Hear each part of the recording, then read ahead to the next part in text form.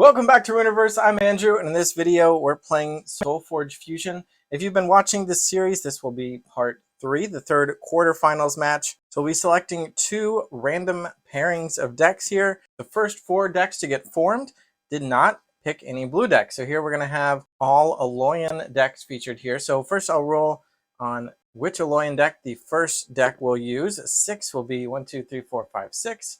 Will be this one here, and then again 2, 4, 6, 8 for what it will be paired with. It's a 1, so these 2 will be on this side of the table, and then for the other side we got a d6, so 1 will be this one, and then 2, 4, 6, 5 will be this one, and we'll save these guys for next time. So let's take a look at our 2 matchups. We have Steel Rosetta. Those are her abilities here. Make 2 gizmos, repurpose, and inspire to use your unused cycle 4 ability. There's the deck list if you want to look over that ahead of time. The contingent of alerting servos. And then we have Nyx Nakia, Soul Rip on cycle 2, Army of the Damned on 3, and Dark Summoning on 4. With this deck list here, the Timber the Hutt Aunts. They will be going up against Steel Rosetta again, the Technos of supporting. We've got Tinker on 2, Inspire on 3, and Repurpose on 4. So a little inversion of that other one we just saw. And then this deck list, the Technos of supporting. And we have Oros for our green Utera deck. Oros with Barkskin, Shapeshift, and Growth Aura, the Garrison of the Roaring Huntress. And so for the first deck pairing here, we're going to use Nyx Nakia as our Forgeborn, and we'll set Steel Rosetta aside. On the other side, we'll use Steel Rosetta, and we would set Oros aside, except for the Inspire means we're going to need to reference his cycle 3 ability. And now with everything set up, we can get started. Now, if you've seen any of my videos before, you know I like to explain a lot of what's going on. But if you haven't seen any of my videos before, especially for SolForge Fusion, you might want to check out some of the early episodes on the channel for this game, where I go more in depth on how the rules work. So even though I'll be explaining what's happening, I might not be explaining all of the why it's happening. And I don't normally talk about things that I don't do.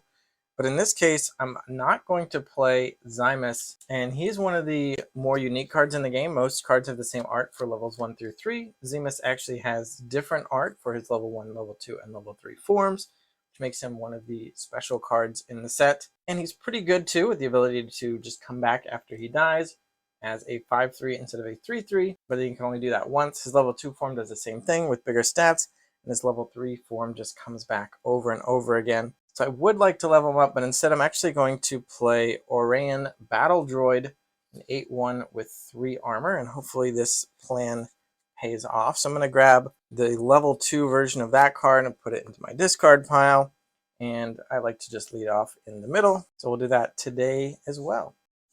And I think player 2 is going to offer a trade for this Protective Allomancer, putting it in the same lane as the Battle Droid, so Mobility, Defender, and Activate to deal damage for each mage, which we'll hold off on for now. Level it up. And I do like to mark the armor, so we'll put that there. And it does kind of cancel our plan of playing this Forge Plate Yeti, which has an armor, and when we deploy it, we can deal damage to a creature equal to how much armor we have among our creatures, and it would have been 4 total, but this with 7 health is going to die anyway, so I might not worry about that too much, and maybe I will just go ahead and play Zymus and save this Forge Plate Yeti for later, because yeah, that 4 damage isn't going to help us very much, and we actually do have the ability to generate a good amount of armor with this deck. Until here you can see the level 2 art, portent of things to come. Player 2 also had a bit of a plan for a combo, but I don't think it's going to make sense. May as well just deal 1. Really, it doesn't even matter. Just so we can say we did it, we'll activate this, deal 1 damage to take off 1 armor. You know what, let's play this Stout Bear. We can trade just fine for Zymus, and it will be able to level up pretty strong later on. So we'll level it up into the 6/9, and just put that into the lane against Zymus. And then we can resolve combat, so Allomancer will deal 4, get blocked by 2 armor, dealing 2 more to kill this, which will deal 8 in return and kill this. The bear will kill Zymus, which will reanimate with +2 attack, but not before dealing 3 to the bear, reducing it down to 3 health. So both of these are still in place to kill each other next turn. The bear slides forward. We exchange the forge. Both players discard their hand and draw 5 new cards for the second turn. And let's see what we're working with. And I got one of my favorite cards, which is the Combat Mantis, or really a Mantis of any kind. I like Mantises, and I also love the ability to use your Forgeborn ability multiple times. So this is when we deploy it this turn, it gets activate, use your Forgeborn Cycle 2 ability. So I'm going to play it, and I think I'll go ahead and activate it right away. And our ability is to play 2 gizmos, so we'll just put those out. And now we have a nice full battlefield. We'll level it up. The gizmos are kind of scary because they are great options for being replaced, and then they give +2/+2 to whatever replaces them. So that could be pretty big. So I think instead I'm going to steal a kill on that Mantis, which is not big. It did its job, which is to make a couple of gizmos.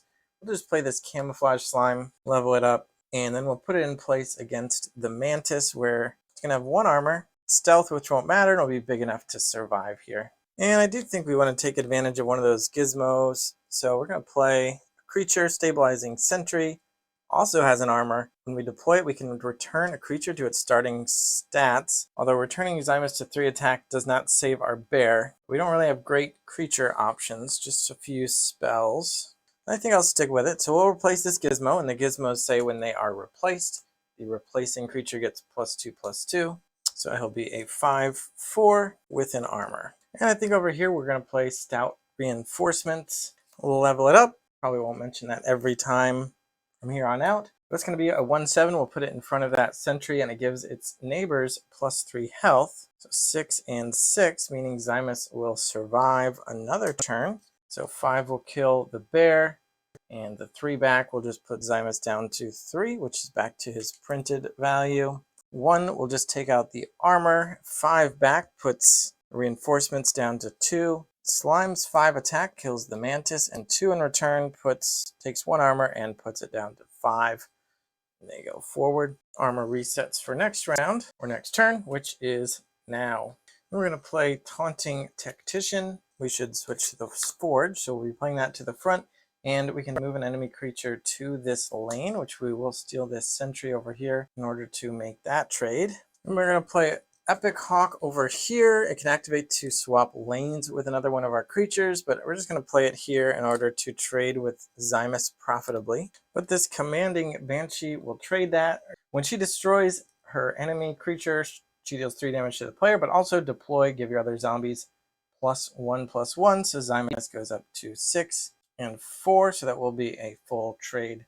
And the Banshee is threatening that gizmo. And on this side, we were hoping they wouldn't play anything there, but I think we'll stick with our plan anyway, which is to replace this gizmo with the Spirit Forge Sentinel, which says if it replaces a creature, you get the +4 attack, plus of course it gets the +2/+2 from replacing a gizmo. So we're going to have an 8/7. It has aggressive, so it goes to the front, which doesn't really matter right now. Also, the stealth is not going to matter, but it does mean it's going to be able to kill that Banshee and survive. See, 8 damage will kill 5. 3 back will put this down to 4 health remaining. Actually take 6 damage from these 2 creatures for first blood, going down to 44. These 2 will kill each other, 4/6 and 6/4, evenly matched. Zymus finally comes off the table. Then 5 will kill 5, and 6 blocked by 1 armor is still enough to take out the rest of the 4 health on the Stabilizing Sentry. So the board has cleaned up a little bit, and that is the end of Cycle 1. The last 5 cards of the deck don't get drawn. We will change sides of the Forge and move on to Cycle 2 of the game, which means the Forgeborn Cycle 2 abilities are available. Then Player 2 will lead us off in Cycle 2. I think Player 2 here has no chill because they're going to start right off by using their Cycle 2 ability to make 2 gizmos. They're going to put 1 in each of these positions, and then since that is free, their action for the turn is going to be to play Shroud Thorn Splicer, which says when they deploy it, they can replace another one of their creatures with an Oakfather minion. If they do, destroy the Splicer. The Oakfather is an 8/8 with Breakthrough, which means as long as it's in the front row, its excess damage to its enemy creature goes to the player, and I think we would like to put that here. Now, of course, gizmos have the ability that when they're replaced, they give +2/+2, so the Oakfather is going to be a 10/10. And that does mean we lost the Gizmo and the Shroud Thorn Splicer, but now we have a massive 10-10 with Breakthrough, threatening our opponent's slime there. And this is awkward because this 8 attack Spirit Forge Sentinel has stealth, and we're on the non-active Forge side, so anything we play back here is not going to block it this turn. Gizmo could easily be replaced into who knows what, and we're losing this lane right here, and the one lane we are winning is just for one attack, a simple little 1-2. So we could play to here, but again, we're playing to the back, so even if we play here for here, this is not going to go through this turn. So I think I'm just going to play it here for the future. We do have a play in the queue here for the second action. Hopefully this turn doesn't go too poorly. And player 2 does want to use their Gizmo, so they're going to upgrade it into the Stabilizing Sentry level 2. 4 armor, it's going to be an 8/6 with the buff, and we can return a creature to its starting stats. So we'll just take 2 health off of that camouflaged slime. And that kind of stinks because this battle droid's 10 attack would actually be enough to get through the armor and kill the sentry. So if we had played it here, our opponent would have had to play into it if they wanted that Gizmo upgrade. So I think we're all just planning for the future here. We're going to play Zymus level 2, and we're going to put it to block the Sentinel. But again, because we're playing to the back row, it's not going to block this turn. And then we're going to go ahead and use Soul Rip from Nakia. We can destroy one of our own creatures, which will be this little baby 1-2 here, in order to play a level 1 creature for free, which is nice because it also comes with an extra upgrade. So we're going to play the Spite Hydra, the 4/5. When it's deployed, if one of our creatures was destroyed this turn, it gets +3/+3. One of our creatures was just destroyed, so we're going to have a 7/8, which is going to be in the back row. Question is, do we want it to throw it under the bus of this sentry? And I think we will. We don't want to take too much damage. So nothing happens here because there are no creatures in the front to start a fight. Here, the 7 damage will get blocked by 4 armor. 3 more will go through, bringing it down to 3, and 8 damage will kill the 8 health of the Hydra. Nobody's in the middle.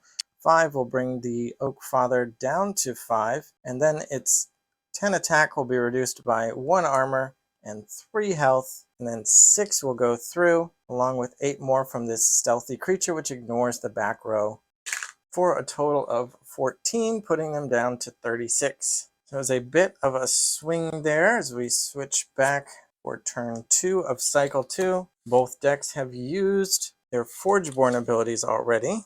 Zymus can trade here, but we need to worry about taking too much damage in these lanes.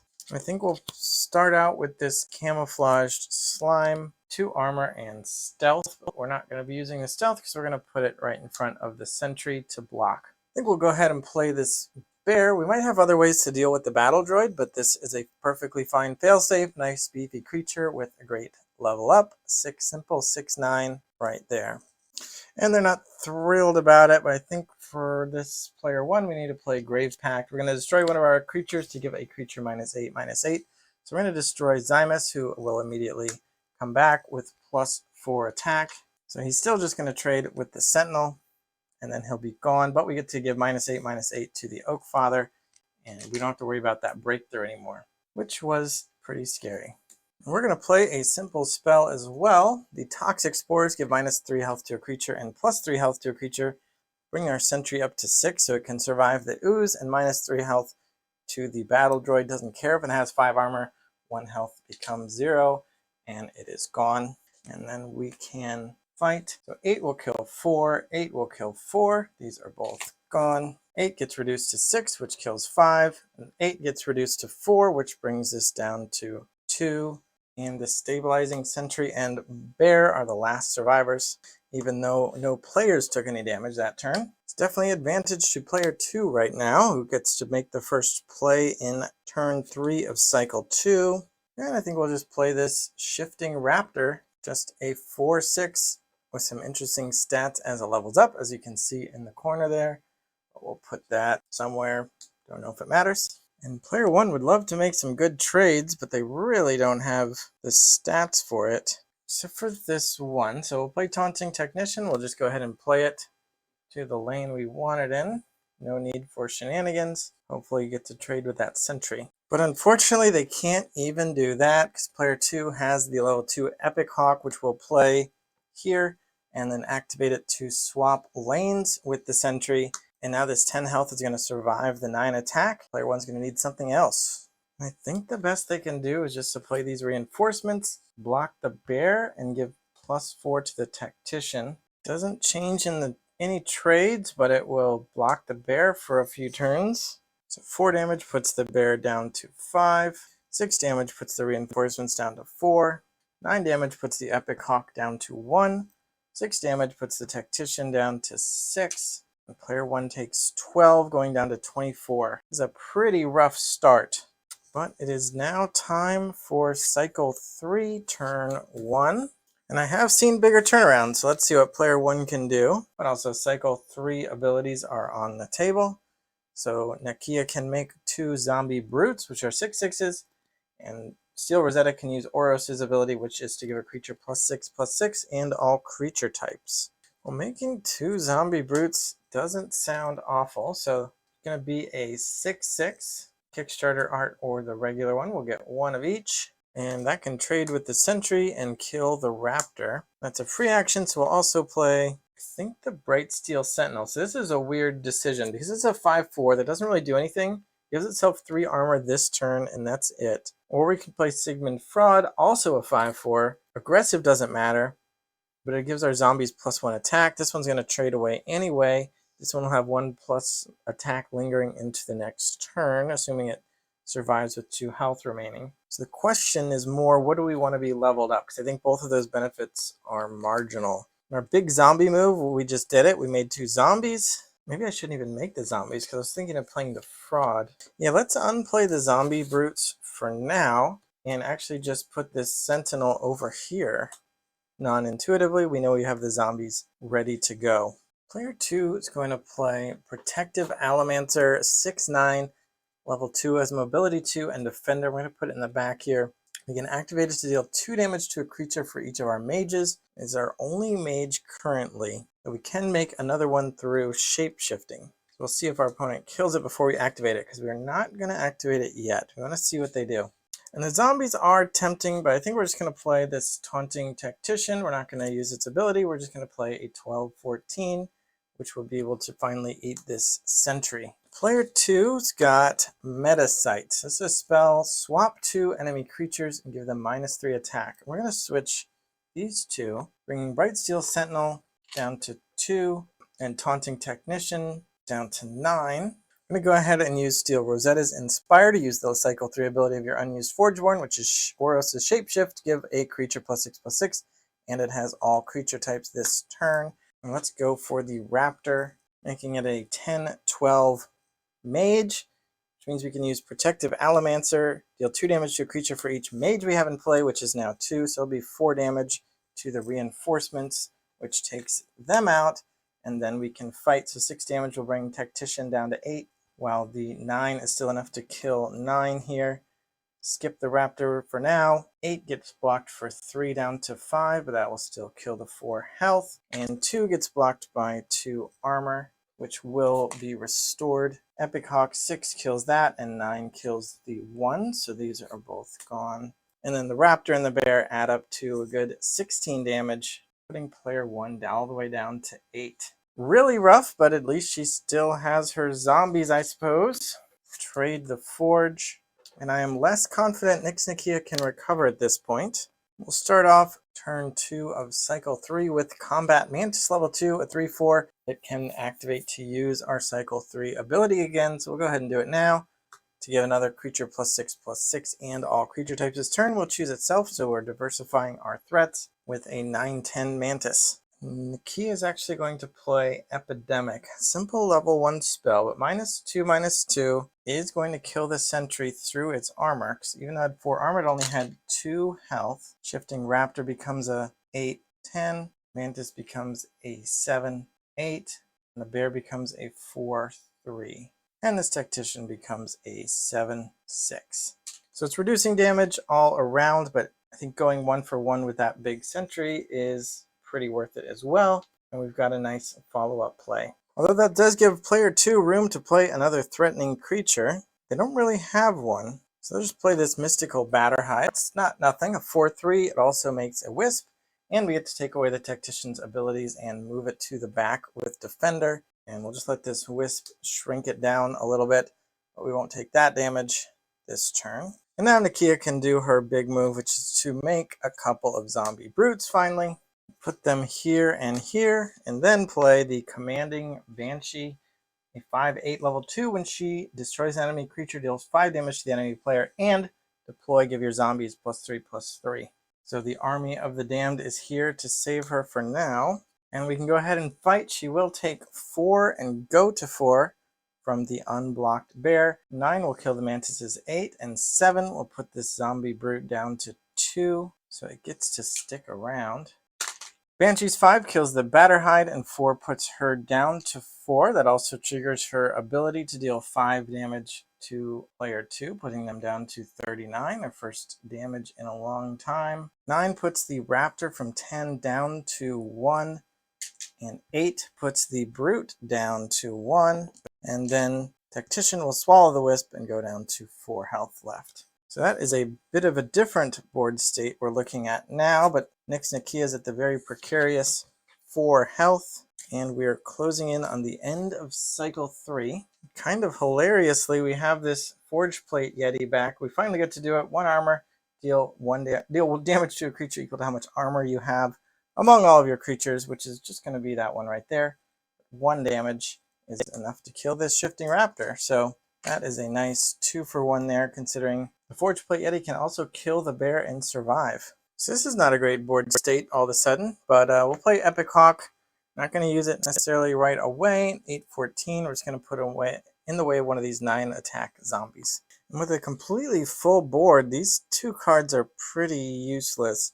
So the question is, do we play a Stout Reinforcements level 3? Probably replace the Banshee. Since she's just a 5/4, that would be a 5/16, plus 5 health on the adjacent zombies. This one would still die to the Epic Hawk, but getting a lot more health on the board. Or we could just play this weird little spell. We don't have a mage, so all we would get is 4 armor on all of our creatures this turn. Forge Plate Yeti is surviving anyway. Zombie Brute is dying anyway. So we're just putting 4 armor here. The only reason I'm reluctant to play the reinforcements is we lose the potential for Commanding Banshee to deal another 5 damage. But at this point, you know what? I think we probably just need the health, not that temporary armor. So it's kind of a weird thing to have to do, but we'll go ahead and put that down and just replace her. Putting this up to 7 and 6. Which does actually mess up player 2's plans a bit, but they're still going to do pretty much the same thing, which is to play Shroudthorn Splicer level 2. We can replace another one of our creatures with an Oakfather minion. I think we will replace that bear. So instead of a 4/3, we're going to have an 8/8 with Breakthrough, but since we are the non-active Forge player, it does come out in the back, so we're not going to be able to use Breakthrough. And the 6/6 was just going to eat that Banshee, but now we have to trade with a zombie. So tables have turned, and we're actually taking 12 here, going down to 27. These creatures will trade. 8 will kill 7, and 9 brings 14 down to 5. 8 will kill 5 health plus 1 armor, and 4 brings 8 down to 4. So now we actually have a bit more even of a board. But of course, the massive health advantage for player 2, though it has dwindled a little bit. And that's the end of cycle 3, so we'll move on to cycle 4. Cycle 4, turn 1. Here is the bear we've been looking for. I think our opponent's going to have trouble blocking all of this. We've got a 14/24. No breakthrough or anything, but that is pretty beefy. They do get to play something from their discard pile, though, for free using their cycle 4 ability, Dark Summoning. They don't have a discard pile right now, so they better survive another turn. They would love to play this Orion Battle Droid level 3 with 12 armor. Definitely block that Oakfather. You can jump block these, but this Breakthrough is threatening. So 12 armor helps, and it would survive easily. The problem is that 1 health, and they know that the player 2 has played Toxic Spores this game, and that is the kind of thing I normally forget, but I just was looking at their hand, so I know that they actually have it in hand. So I'm going to say that player 1 is smart enough to remember that there is a cycle, that there is a level 2 Toxic Spores floating around somewhere, and not throw themselves at its mercy. So instead we'll play this Spite Hydra. It has 8 health, which is big enough to survive, or not survive, but block all 8 damage. We'll play that instead, and that doesn't die to Toxic Spores. Although with Breakthrough involved, it does reduce it down to 2 and they take 6 anyway. So maybe we have to just assume they don't have it because we can't beat it. Yeah, and actually that is true. So you know what? We cannot beat the toxic spores. And I just told you they've got it, but let's play the stronger card in that case. Oh, it does feel nice to have 12 armor. Yeah, and we've got swaps. We can use Epic Hawk to switch it around with the Oak Father or the Stout Bear, or we even have this meta site. We could swap 2 enemy creatures and give them both -5 attack, but I think it just makes the most sense to play the toxic spores, give a creature -6 health, kill the battle droid, give 6 more health to something, let's say probably the Oak Father, bringing it up to 10. Don't even get to use repurpose because we're not playing a creature, but that would give us another way to move creatures around. For example, if we repurpose, when we replace a creature this turn, we can reanimate the replaced creature. So we could, for example, replace that Oak Father and then bring the Oak Father back out over in this lane where its breakthrough would hit for 4 over the Tactician. There's a lot of ways that player 2 could move stuff around, make sure this breakthrough is getting through. So let's see what kind of defense player 1 can muster and what negative health total they'll be at afterward. And this was their saving grace. It was another way to make 2 creatures, make a gizmo. If you have a scientist, which they do, make 2 gizmos instead. So they could put 1 in the way of the bear and 1 in the way of the Epic Hawk. Doesn't quite save them. And actually, now that I'm thinking about it, they do have another play. Cancel that. This is a tricky play here. I said that they didn't have anything in their graveyard or their discard pile to bring back with Dark Summoning. Let's cancel this gizmo nonsense. We're going to use Dark Summoning after we play this Steadfast Allomancer. So this is a 2/3. Activate, deal damage to a creature for each mage you have in play. We're going to put that right here in front of the bear. I'm going to go ahead and level it up. And as you know, leveling up puts a card in your discard pile. So we now have a level 2 creature in our discard pile. So during our action step and before the fight, we're going to activate Dark Summoning by using Nyx Nakia, our Forgeborn. Play a level 1 or 2 creature from your discard pile for free. We'll go ahead and play this level 2 Steadfast Allomancer. A 9/9. Activate, deal 2 damage to a creature for each mage you have in play. Well, guess what? We now have 2 mages in play. Put that one here. We'll level that one up as well for good measure. And now we can activate this Allomancer to deal 2/4 damage to the Epic Hawk, bringing it down to 1. And this Allomancer can activate for 1/2 damage to the Epic Hawk, bringing it down to -1. And now when we fight, we take no damage. Actually, we deal 12 damage, putting player 1 down to 15. Oak Father's 8 brings this Allomancer down to 1. 9 brings this down to 1 as well. And the 2 damage puts the bear at 22 and completely swallows that little level 1 creature. But that's going to give player 1 another chance. I really thought this was a foregone thing. I'm not trying to string you along, but the plays, I see them when I see them. When I leveled up that Nano Swarm and put it in my discard pile, I realized, hey, what if that was a creature in my discard pile that I could Dark Summon? And then I saw the Allomancer. And then I imagined a future in which I had 2 Allomancers. And yay, it passed. That 2 Allomancers saved the day. Now we can just activate it for 2 damage to kill the Oak Father as we start out turn 2 of cycle 4. Breakthrough is off the table. The bear is big. And we only have 1 creature in this hand. So we're just going to go ahead and play it in front of the bear and hope that works out. Camouflage Slime is an 11/9 with 4 armor and stealth, which we won't be using this turn, it seems. Playing on the defensive, the only question is whether we can move this bear around to be able to kill our opponent. And actually, we might have a combination of plays that is going to let us win. Let's see what our opponent can do about it. We're going to play Mystical Batterhide. This is a 8/6 deploy. This turn enemy creature level 1 or 2 loses its abilities and gets Defender, and we also get a Wisp. Question is, where do I want to put this? Does it matter? Say we're going to put it here and give this Defender and it loses its abilities. This turn will also make a Wisp here. So player 1 is feeling okay, except for that they actually don't have any creatures and they're not doing any damage this turn anymore. This is a fair trade. They get to swallow the Wisp.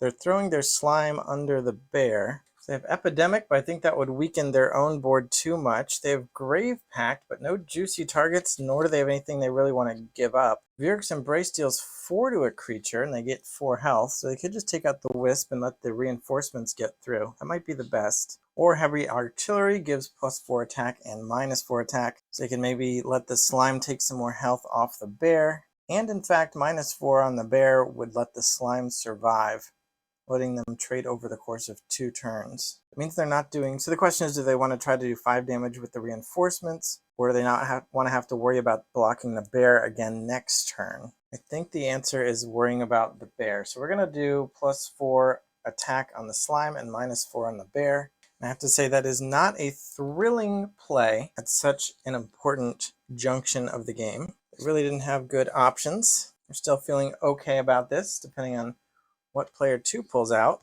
But this time I'm pretty confident they've got it. So we're going to do Repurpose, choose a creature. If it is replaced this turn, reanimate it. And we're going to choose the Mystical Batterhide. Then we will go ahead and replace the Mystical Batterhide with the Spirit Forge Sentinel. Level 2 has Aggressive and Stealth. And when it's deployed, if it replaced a creature, give it +5 attack. And we are replacing the Mystical Batterhide, so it's going to have +5 attack for a total of 9. Aggressive means it's up front, but Stealth doesn't matter because this Tactician is in the front row, except that we are reanimating our Mystical Batterhide. So we'll bring this guy out. His deployability happens again. Give this defender and it loses its abilities. We also get another Wisp. And now Stealth does matter because it ignores the creature in the back row. So when we go ahead and fight, that's going to be 9 damage from the aggressive, stealthy Spirit Forge Sentinel, bringing player 1 down to -5. The Wisp will die, these 2 will skirmish, but that is the end of the game. Took a few turns longer than I expected, as Nix Nakia pulled out some tricks, some zombies, some graveyard mage shenanigans. Definitely some strong stuff going on in the decks. If you would ask me ahead of time, I might have guessed player 1 would win, but I guess it all depends on how it plays out. Anyway, thanks for watching. Stay tuned for the 4th quarterfinals, which will have 2 more decks that feature Aloyan. After that, we'll have the semis, and then the finals with some of the decks you've seen before and some of the decks you're seeing now. Subscribe so we can get more subscribers, and bye.